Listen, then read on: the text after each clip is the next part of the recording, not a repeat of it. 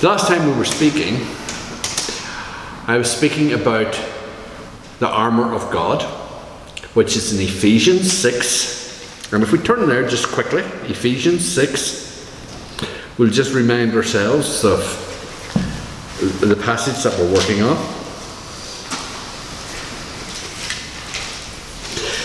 We were reading from verse 10 to 18.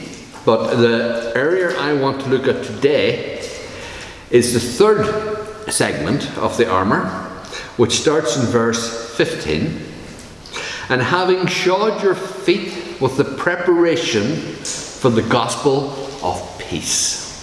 It's very short, it's to the point, it's direct. And as we know, when Paul was discussing the armour of God, he was using as his analogy the Roman soldier, who everyone could see no matter where they went, because the soldiers of Rome were in every town and village throughout the whole provinces. So, as Paul likened to them, people were very familiar with what he was saying. But have you ever thought as to why a Roman soldier would need his feet shod? In other words, why he would need to wear shoes? Well, the immediate concept, of course, is protection. Not necessarily from bows, arrows, or anything else, but from thorns, sharp stones, and things that could cut his feet. He also had to be able to march. And while the Romans would march in straight lines to wherever they needed to go, that meant they had to go over some very rough terrain at times. And so having your feet covered and prepared made it a lot easier to do so. But the Roman shoe in particular was rather unique. Not only was it comfortable, and they were comfortable, they also had spikes. Like running shoes, that's how we would like to do them.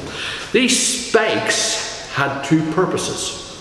One, when you needed to hold your ground, you would put your feet in and stay the spikes down. And that would give you more friction against anyone pushing against you. This was often seen when the Roman soldiers would have taken their positions with shields ahead, closed ranks, and moved forward. It was very effective. A bit like an elephant coming through your house. You ain't going to stop it. And that's what you've got to remember. But the other aspect is that the shoes weren't just offensive, they were defensive. Or offensive. The reason for that is anyone who fell underneath the legion would be trampled, and the spikes would incur serious injury. And that's the reality of the situation. So these were weapons as well as useful from many different points. But that was how the Romans used them. The other end of this is, why is Paul saying that peace is like a pair of shoes? Doesn't really make a lot of sense to us immediately, until we begin to understand where he's getting this from. Paul wrote this letter to the Ephesians, and it was when he was in Ephesus, initially teaching and guiding the church, that he ran into a spot of bother. He tells us this in other letters that Alexandra, the silversmith, had caused serious problems to the church. So we need to understand that the story of what he is relating to happened in Ephesus. And it was a very simple story. Alexander was the head merchant looking after the goddess Diana, or as we would know her today as Artemis. He produced idols for her and sold these right along the whole province, because Ephesus was her capital. it was the place she was worshipped the most. Paul, on the other hand, was teaching and guiding and directing people to believe there was no other gods but Jesus Christ. And this was causing major problems for Alexander, because from his position, he could see this affecting his trade. But instead of making an application to the courts, which is what one would have expected him to do, being a businessman and having the authority to do that, he instead decided to create a riot, which was very successful. And he rose the people up into a total outcry against the church. And for a long time it went on, them calling, shouting, screaming, "Great is Artemis of the Ephesians." It went on for hours. But while it didn't really impact negatively at that time on the church, because very few of them are actually there where this was happening, for Paul had not been allowed to go in and wasn't allowed to address them, the actual leaders of the town were under a real panic. And it's the reason for their panic that we need to look at. You see, their panic was, we are a town subject to the Roman peace. So what was the Roman peace? Well, when Rome decided it would interact with you, put you into its authority, put soldiers into your towns and villages, it also took on the responsibility of dealing with all of your crime, all of your problems, all of your difficulties. It became the governing body. And one of its strongest things was it guaranteed free access to travel throughout its lands. Very much like the European Union does today for many people. It guarantees freedom of travel. From the church perspective, this was essential in getting the gospel out, for it meant the apostles and prophets all could travel around freely without being harassed. They could travel, speak, talk, and discuss, which was very useful from their point of view. But this Roman peace was now being addressed, or now being challenged by the Ephesians, who had done something that was illegal.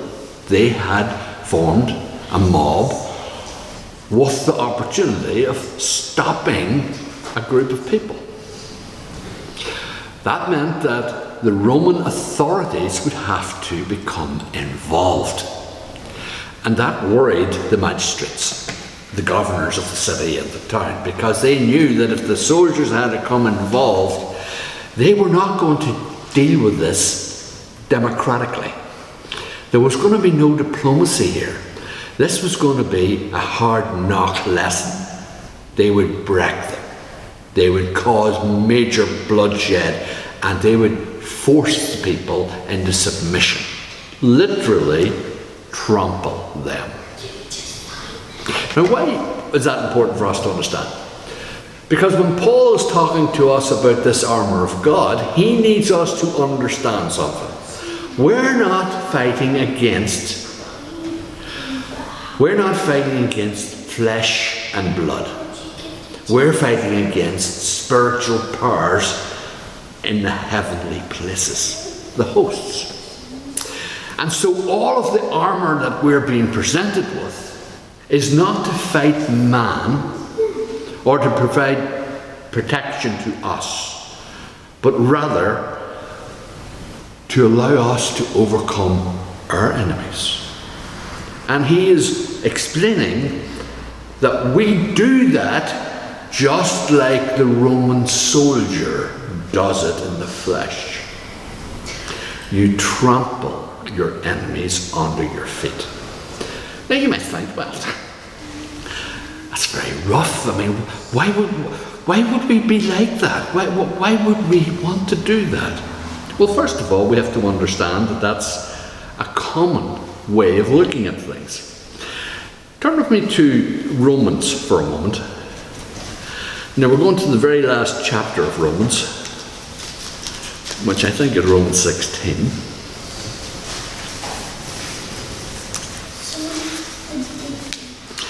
And I want to just look quickly here at one verse.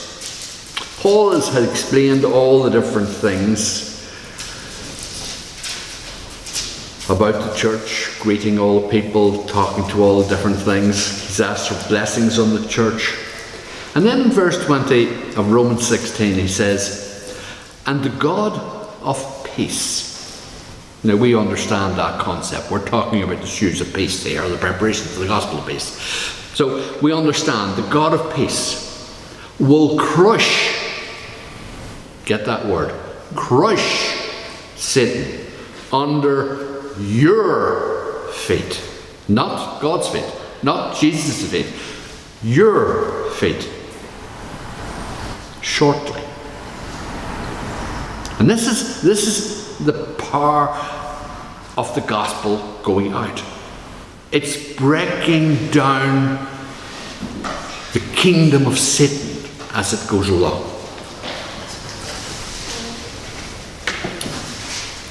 So we need to understand this.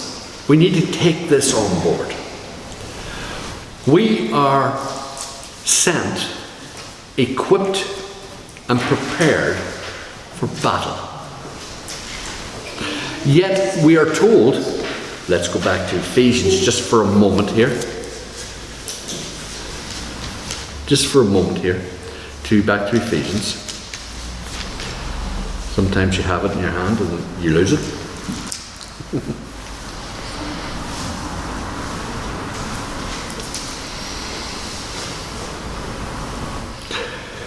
That we are, verse 11, to put on the whole armour of God, that you may be able to stand against the wiles of the devil. For we do not wrestle against flesh and blood, but against principalities and against powers, against the rulers of darkness of this age, against spiritual hosts of wickedness in the heavenly age. Therefore take up the whole armour of God, that you may be able to withstand in the evil day. And this is the bit that I want us to get. Having done all to stand or stand. There is no expectation on us to advance. I know. It really shocks people when you think about that. We're to hold our ground. We are not given orders to advance into this world and take new ground. We're to hold the ground given to us through the preaching of the gospel of Christ. And what is the gospel of Christ? It is that we, through Jesus Christ, have been made to have peace with God the Father. Jesus himself, before he descended, said to his disciples, "My peace I give you, not as the world gives peace." What did he mean? Well, the peace of Jesus that he was given to them comes in a number of different situations or ways. We have peace with God. That means we're not at war with God. I know that sounds, you'd never think of yourself being at war with God, wouldn't you not? Of course you wouldn't. Yet every time you disobey God, in the least little bit, you've literally declared war. It's called rebellion. Sin is rebellion. Rebellion is war. War is what we constantly declare against God. But through Jesus Christ, peace has been made. So even though we're rebellious, hard-hearted, difficult to control people, and that's only the Christians,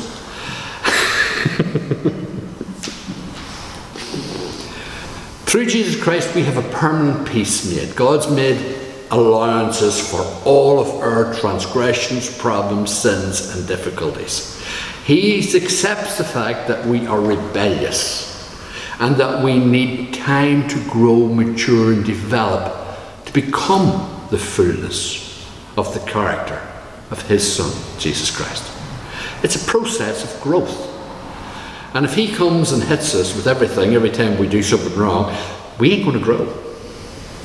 That would be like somebody doing a gardening and deciding, instead of pruning a few dead branches off or deheading, just cut the whole thing down to the root and dig up the root. It won't grow. You've got to be careful how you do these things, and that's why we have peace. We have to trust God, we have to know God, and we have to work with God. But to do that, we have to believe in his peace. But there's another element to his peace, and that is the peace that he places within us. This is a different type of peace than the world has. You see, when somebody makes you a promise in the world, it is subject to circumstance. And the circumstance is, in between them fulfilling the promise and having made the promise, they could die. Sickness, disease, pestilence, anything could happen. Outside their control, outside your control. So their word is really unable to be held. They could fail. They can't guarantee anything. So when the world offers you peace, there's always the possibility of war. There's always the need for diplomacy. There's always the other option. I always find it amusing that after World War II, and everyone had agreed they didn't want to go to war anymore, the first thing they did is they restocked all their armaments. Why? In case somebody decided this would be a good time to hit them. So even though they had agreed peace and had brought together the nation of all the nations all together, I can't remember the exact name of it now, but Congregation of Nations or something, and they brought them all together with the whole view of declaring peace in our time. They also believed that war could happen. And a cold war was happening. Cold in the fact that there was no actual shooting or destruction or killing directly among the populace, but in the background, deceit was happening all the time. Cold War. This is how the world looks at peace. God doesn't look at peace that way. When he made peace with us, he made it permanently. It was a peace that is to last forever. And no matter what we think, remember we're the weekend here, he will maintain his peace with us through Jesus Christ. So we can trust him. I want you to go to Acts 9. Now you might say, oh, what are we heading there?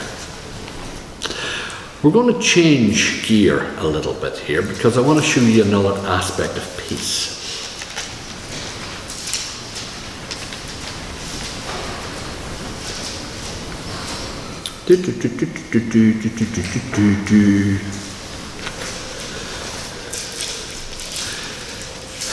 Haven't found the right chapter? Can I find the right place? This is the question.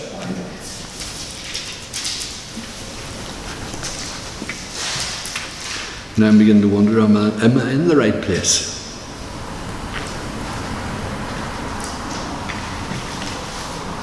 Yes, here we are. Got it now, sorry.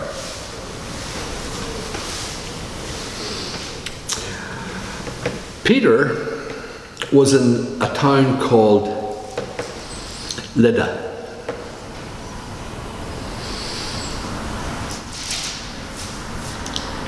While there, an event happened in a neighbouring town called Joppa. A disciple named Tabitha, which is also translated Dorcas, died. It was very sad. Very sad.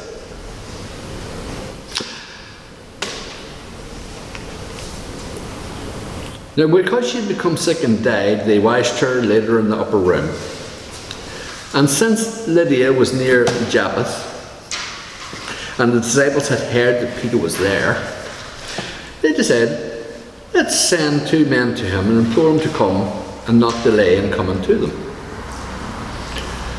When Peter got the word, he went up and he went with them, and they went to where the woman was. They took him up to the upper room, and all the widows stood by him weeping, showing the tunics and garments that Dorcas, that's her Greek name, had made when she was with them. I want to ask you a question. From the scripture that we have been given, it started here in 35. That's Acts 9:35. And it goes down to Acts 9:40. It is clear that before Peter is contacted, this lady has died. She's already dead. They've already prepared her body, and they've already put her in the upper room. Then they decide to send 2 men to go and get Peter. Why? What was their expectation? Now, you've got to take into consideration that the church, while small at this time, many of these new Christians had not met apostles at all. I mean, you only had so many apostles, and they were thin on the ground. And this was hardly a good opportunity to invite one over to have a prayer meeting. So that wasn't the point. So they actually believed in their heart that he could do something, even though this lady had died. And that's important for us to understand.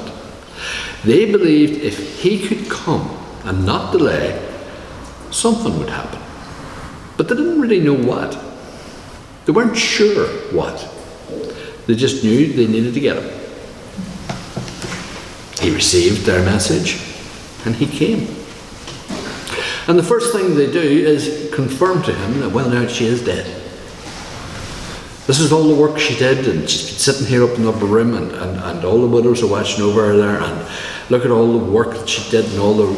And they made a big hullabaloo of it, if you like, the fact she is dead, and how sad and terrible it was. But now look at it from Peter's point of view. He has to ask himself a question.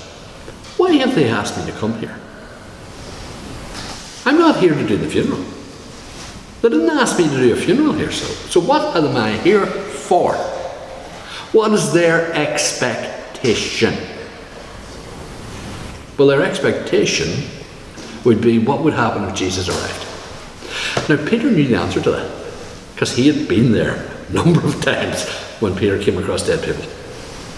And the answer was always the same. Clear the people out of the room and raise the dead person back to life. So Peter cleared the people out of the room. He reached forth his hand and he said, Tabitha, arise. There's no prolonged prayer. There's no extensive preparation. It's a simple request. Tabitha, arise. She opened her eyes, and when she saw Peter, she sat up. Then he gave her his hand, lifted her up, and when he had called the saints and widows, he presented her to them alive. That's 41. Now this became known throughout all of Joppa, and many believed on the Lord. And so it was that he stayed with them many days in Joppa with a Simon a tanner.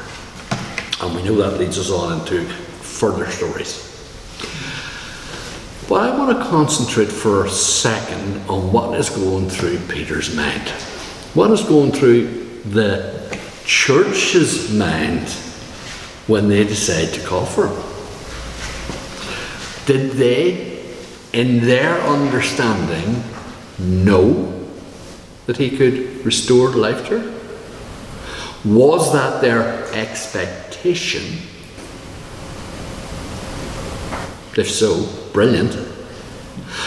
Or was it a case of they knew he could do something but they didn't know what it was, so they called him anyway? I think it's more inclined to be that one, because they could have called him when she was sick, but they didn't. She became sick, and after a few days, she died. Then they sent for him. Very strange. So, what's going on here? Well, from the description given to us of this event, there's two things that come across very strongly. One, both parties had a strong belief that something could be done. And two, both had a peace about it. Both had a peace. They knew it was the right thing to do. It was what was expected of them. So when this woman died, all these people that were coming, showing off what she had made and all the rest, they weren't all the church. These were her neighbours. These were the people she interacted with on a day-to-day basis. But the church who she attended knew this was a wonderful opportunity for them to receive a message of salvation that would change their lives.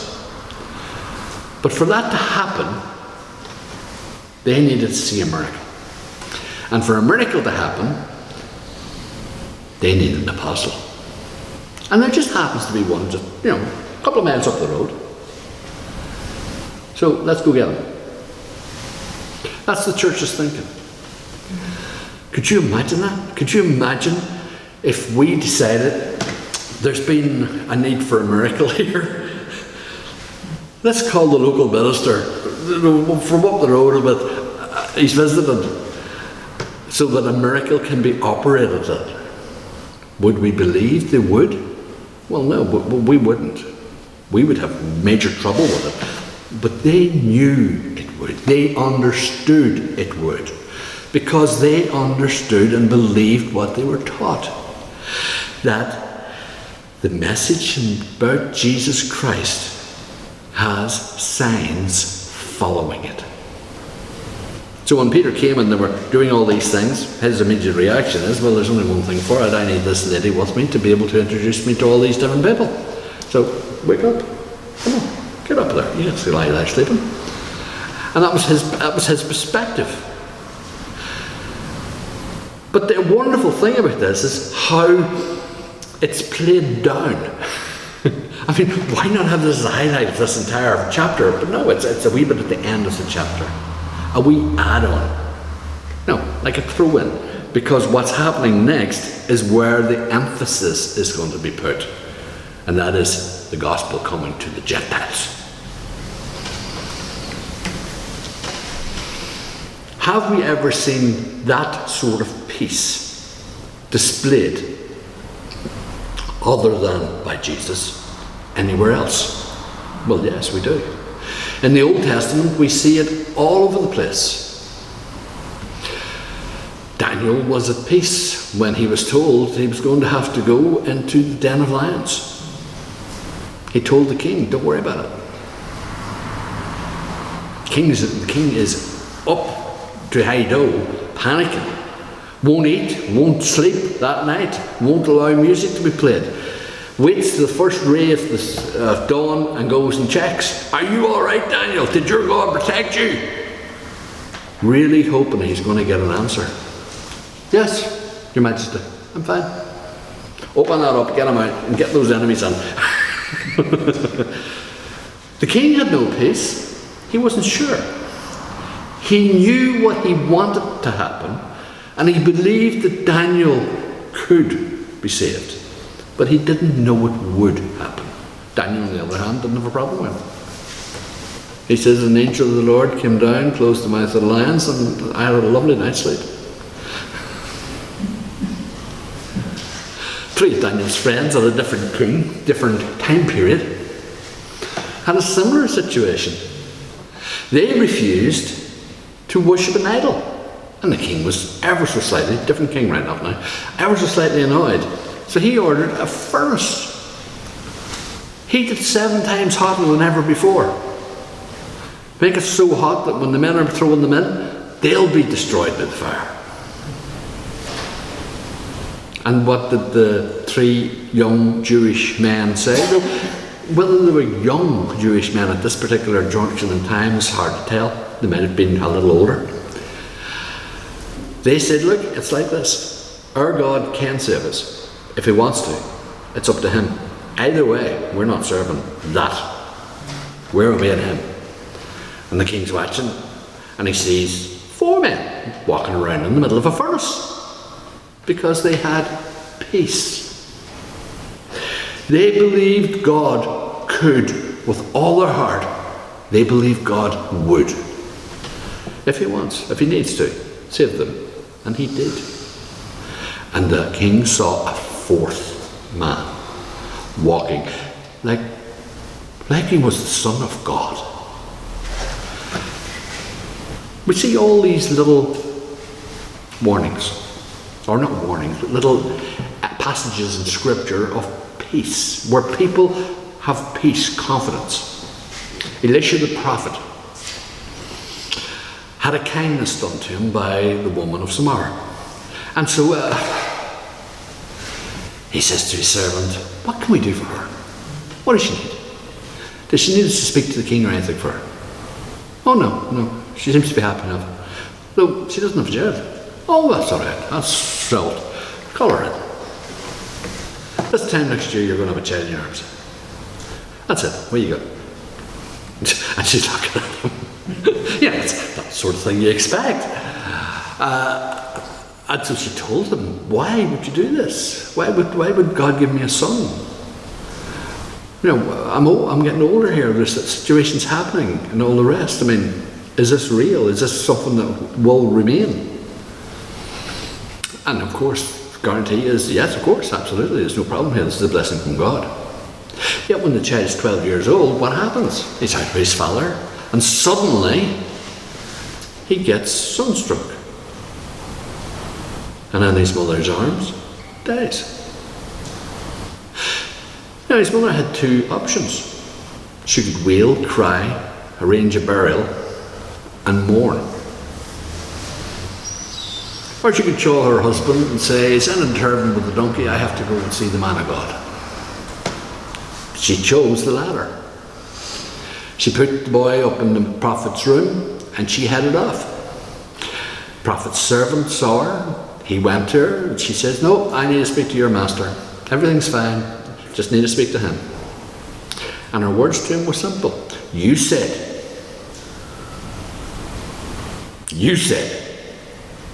Now the child's dead. And the prophet's aghast. Why? God hadn't told him. God said nothing about it. Why had God not mentioned this to him? And because God hadn't mentioned it to him, he decided then it wasn't real. This was something else. This was something caused by an enemy. Something that was not going to remain.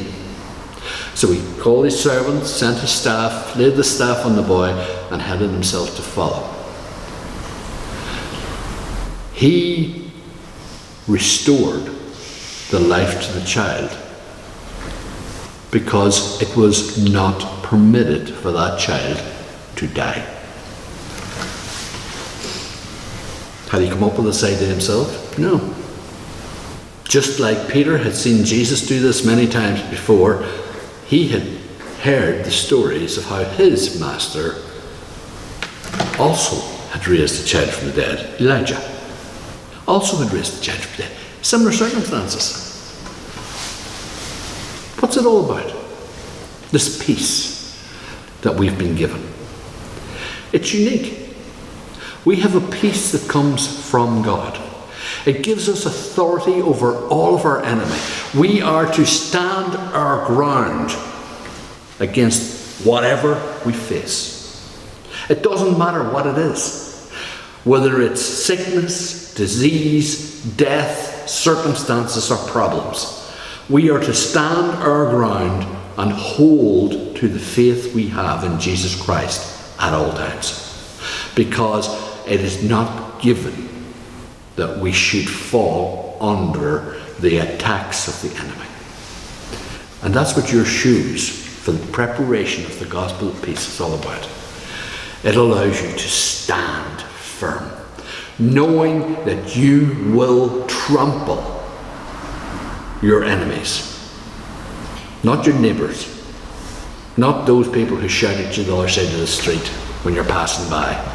Not those problems who've tried to hurt you or harm you in some way.